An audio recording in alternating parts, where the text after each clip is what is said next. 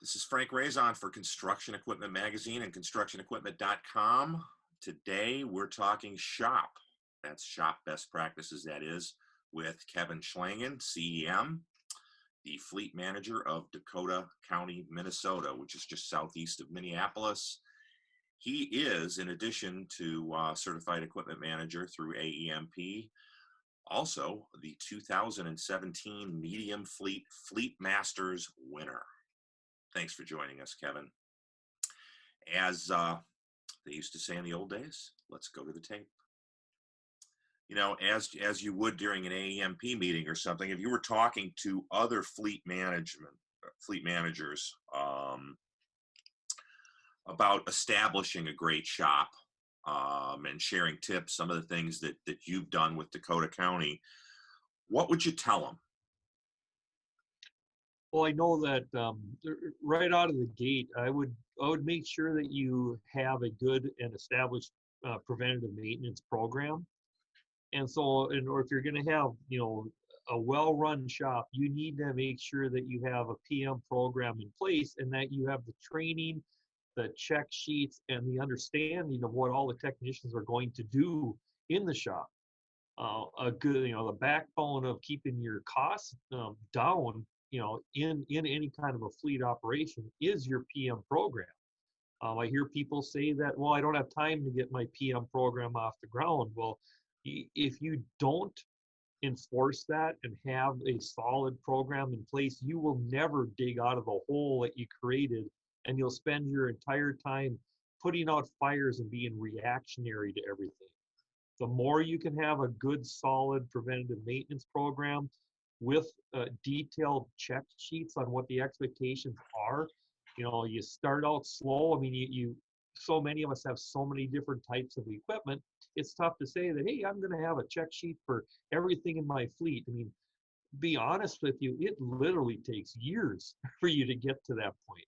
But you got to pick what is going to have the best impact for you. What are the worst offenders, the higher cost vehicles, and equipment in your fleet, and hit those first, the ones that are the problem child, the ones that are gonna make it that they can't perform the duties that they're needed, because we're a service provider, whether you're just providing it for your own customers that work in your same organization or not.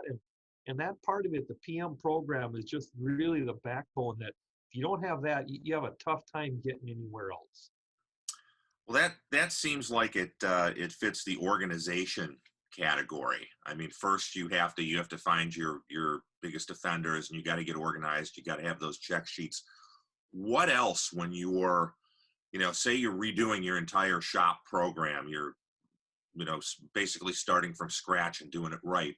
What else, organization and preparation wise, do you need to do? If you don't track it, you don't know if you're improving. So if you don't spend the time and put the time into deciding what you want to have for a fleet information system, there are so many good systems that out there. You gotta find what is the best fit for your organization, and you have to start tracking that information. So you need to select a good program. Again, everyone's different.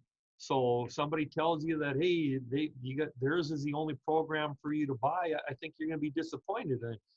These things can cost large amounts of dollars from one end, spectrum to the other, and you have to know your organization. You know what the expectations are. You start with being able to track it. You track those things so that you actually know whether or not any of your programs or what you're implementing are making a difference, or if they are, or if you're just wasting your time or spinning your wheels. Okay.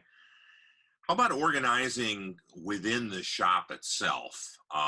Knowing how many bays you need, knowing how to allocate tools and other resources, making things comfortable and safe for techs.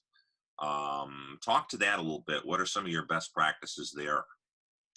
For us, there's a number of things that fit into that category, in my opinion, is that I believe supplying tools to your technicians and not having them bring their own tools to the shop is an important part of safety and making sure that they have what is necessary. A person who reports to work in an office environment doesn't bring their own computer or their own printer or their own paper.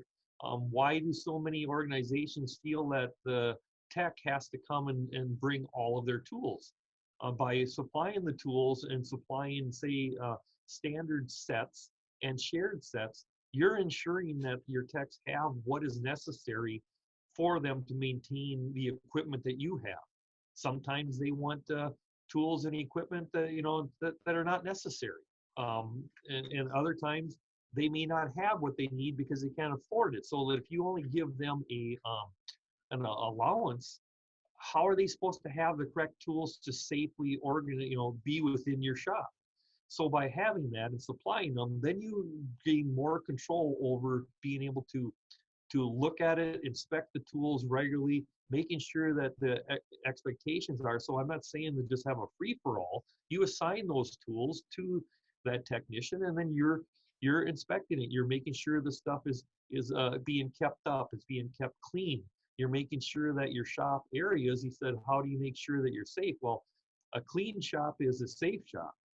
If you're not keeping it picked up and you're not keeping it organized and inspected, and every last dirty part that you replace is just sitting on the floor for somebody to trip over, or are you expecting them to pick up? Are you enforcing those types of safety practices so that when somebody comes into your shop, you should be keeping it clean enough that they don't know how old your shop is. Hmm. You step in there and be people is like, wow, I can't believe this is this is 20-year-old shop. It just, if you keep it updated, you keep it clean, it reflects on all of your staff, and everybody just kind of steps it up and keeps it. Once a mess starts, it just snowballs. And so you have to have that. But if you're going to expect them to keep it clean, buy a floor sweeper.